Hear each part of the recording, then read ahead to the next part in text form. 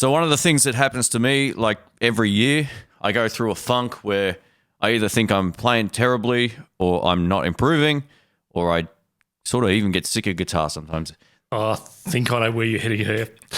So I thought, Dave, the poor guy, my sarcasm doesn't always translate into humor. It sometimes is debilitating to people when I make comments. And I watched Dave. He crashed and burned one night on stage, and you'd admit that you were playing with Dr. Rick, and I just saw the life get sucked out of your face that night. I came up to Dave and I said, "Dave, that was terrible, mate." Well, that was some of the worst playing I've ever heard. Completely joking, thinking he'd laugh it off, and he didn't touch the guitar for 6 months. So how'd you get out of that? I haven't. Oh. No, I remember that night well, and there's nothing you said.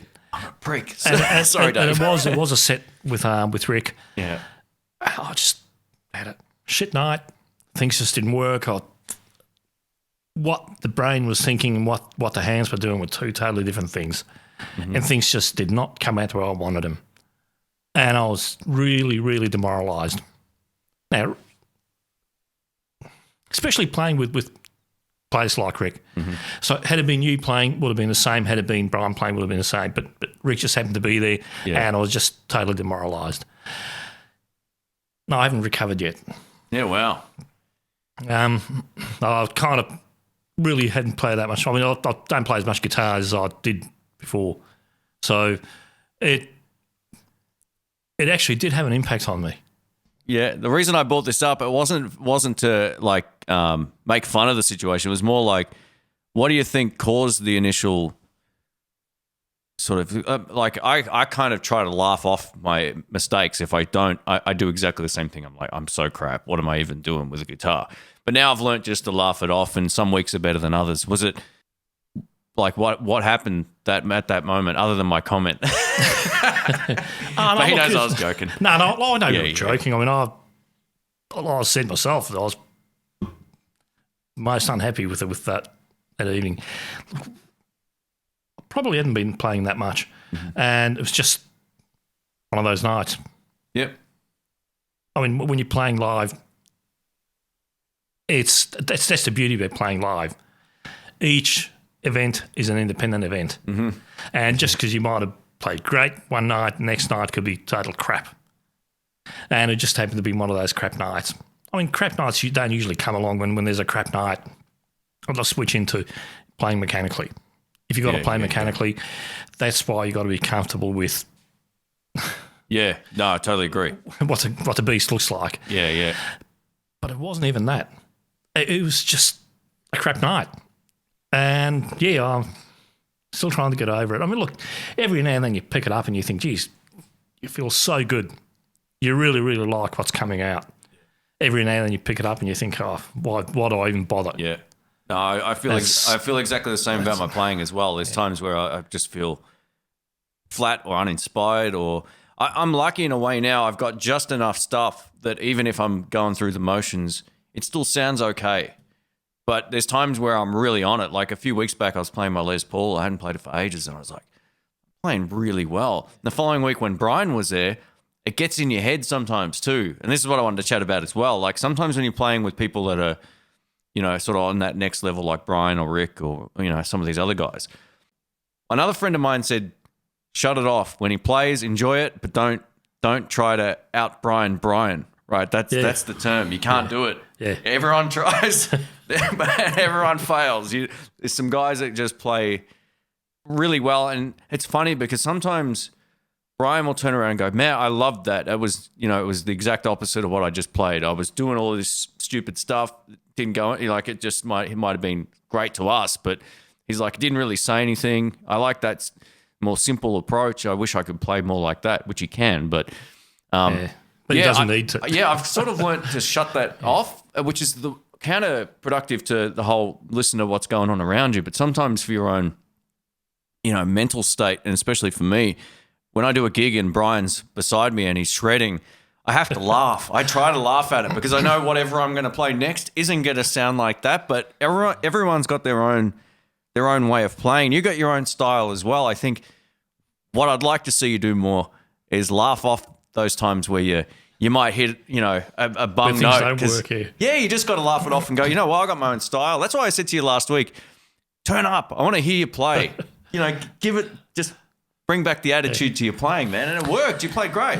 You see, there was another episode went through many, many years back. A whole bunch of us were having a jam, and a very close friend of mine, we'd been friends for a long, long time. We just never clicked musically. So anyways, we're having a jam, and when somebody's playing lead, I work my ass off to generate the best rhythm I can so they can solo over it. When my turn comes, I expect the same. Yeah. No more, no less. Anyways, my turn comes and he's noodling over solos. And I just remember being really pissed off. I was so pissed off, and I'm still playing. Anyway, we finished the jam. We recorded it. Came home and I'm listening to it and I'm thinking, ooh, that actually sounds all right. So what's the pointless? The pointless is just because I actually thought it sounded crap, and just because I didn't enjoy it doesn't mean what you're playing is crap. No.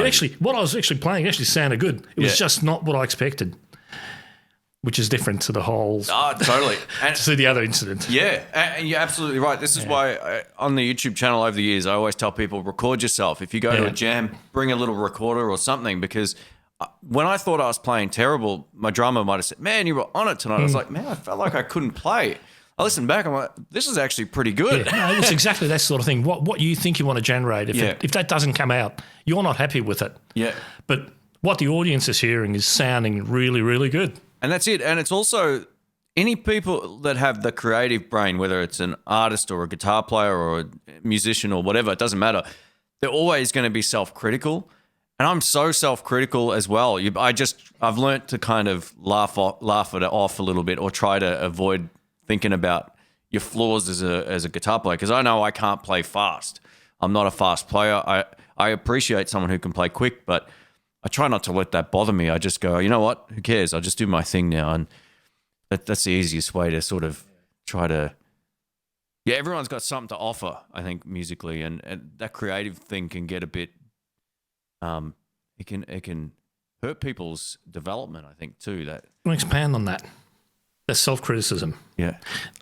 Look, I know that's what killed my playing over the last couple of years. I've really not played as much guitar as I should over the last couple of years because of that incident. That is nothing else but that's self-criticism. No more or no less. I know that. I know that. But without that self-criticism, how do you improve? How do you know whether you're doing the right thing within a band context? You don't, unless you've got a healthy amount of that self-criticism. That's something you got to work on. That's something everyone needs to have.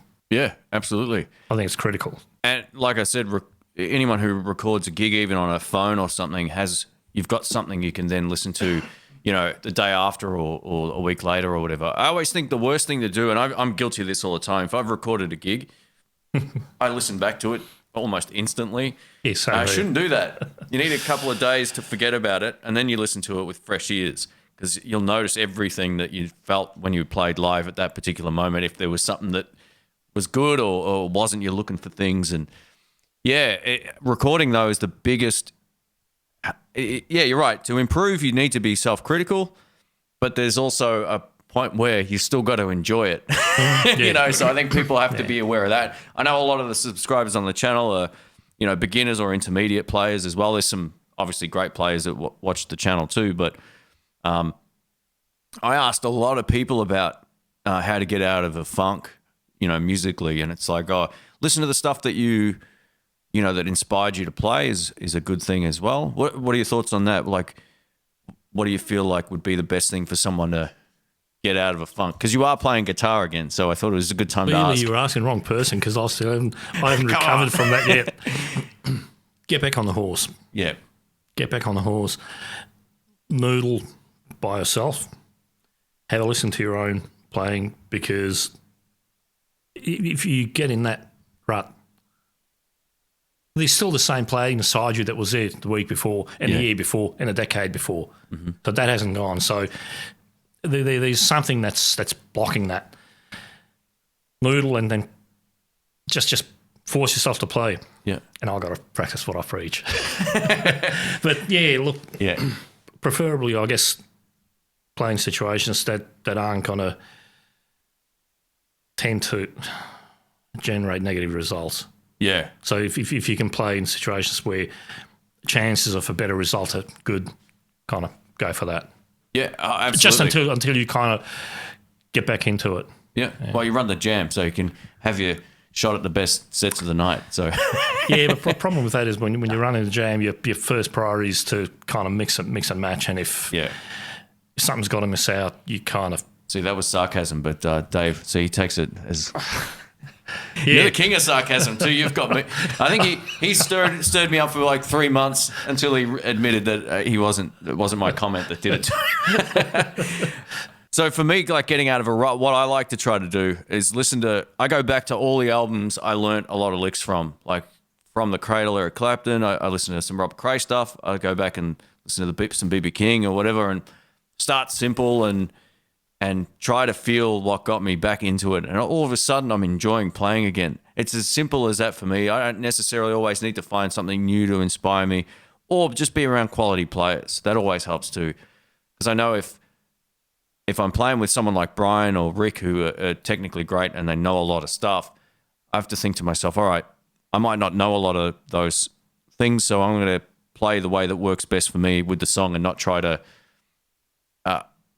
compete with that as well. I think that's one of those things. And yeah, it's really at a jam. It's easy to look at it as a competition. I see some people try to play like that, and Brian doesn't do it to belittle anybody. He's just a great player. He's just great, but so good. Do you see it as a competition? I don't know. I don't care. Another friend of mine who's been playing together, he's mentioned kind of that a few times as well, as in it's a competitive sort of thing. Well, I don't know. I never see it as a competition. To me, when you get on a sports field, you're competing. Yeah. When you get on the stage, I've never seen or felt that should be a competition. Maybe that's maybe it's my perception of it, but I feel like some people are trying to outdo another player just because they can do a certain thing someone else can't or whatever. And everyone's like that though. Everyone's got their own strengths. But I don't see it like that. Like I said, if I saw it as a competition, I'd be trying to out Brian. And I know better. I mean, like, people talk and people compare. And when you say Brian's a better player than everyone else, well, that's got a sort of competitive aspect to it. But to me, as much as I'll certainly use that sort of terminology. Yeah, me too. X, Y is better than A, B, C. Yeah. But I never kind of look at it as a competition. Even if it is, I guess, I don't know, it's a bit of a contradiction. I don't see it as you're right, the comparison between someone who's clearly a better player than someone else is different to getting up and wanting to, I guess, belittle another guitar player on stage. I've been at jams where if you can kind of play, the next guy that will get up is making a point to play a lot and to try to outdo the people that they've seen prior to that, and not necessarily at this jam, but just other jams I've been around the world as well, is that there is a competitive edge. Maybe it's an ego thing for guitar players more so than it is for, I don't know if it's the same for drummers or bass players, but I feel like there's this, it's a show as well. Playing live is also that showman thing, and some people have more of that than they're more extroverted than others, and they can kind of dig into that a little more, and they'll do anything that makes them look like they're more of a stage presence, I guess. It's more maybe a stage presence thing than it is a direct playing competition. It's, I don't know. I've seen a bit of that over the years. Thanks for watching the In the Blues podcast. Subscribe for more episodes.